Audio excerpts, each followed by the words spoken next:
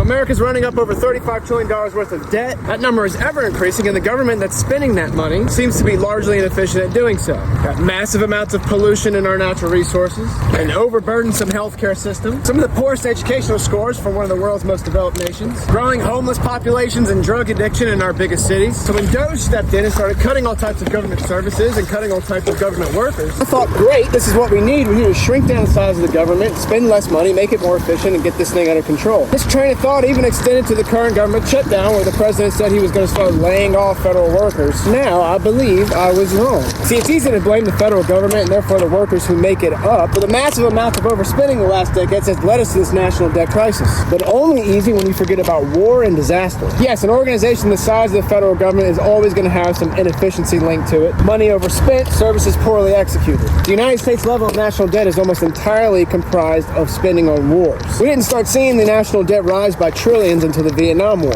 We didn't even crack trillions of national debt until we instituted the New Deal to help the Great Depression and then World War II. So then you've got the Gulf War, the War on Terror, Iraqi freedom, and then the controversial funding of foreign wars like helping Israel and Ukraine. And those last two wars, plus the Great Recession, increased our national debt as a percentage of our GDP up from 35% to over 80%. Then COVID-19 went, and our national debt went from 80% of our GDP to 98%. Now, federal employees execute government regulations, laws, and services, but they do not create policy. Therefore, this debt really has nothing to do with them. And they're also not as big as you've been led to believe. Over the last 50 years, our federal workforce has fluctuated between 1 and 3 million workers, usually somewhere between 2 and 3% of the population. It actually last peaked in 1990 at just over 3.5 million federal employees. But as a percentage share of the U.S. population, the federal workforce has actually been decreasing. We now have somewhere around 2.5 million federal employees, which is just about 1% of the U.S. population. So you might say, what about the inefficiencies, waste, and abuse? One could make a strong argument that as a percentage of a federal workforce decreases in comparison to the U.S. population, more people to serve, less people to do the serving could in itself be the root of much of the inefficiency.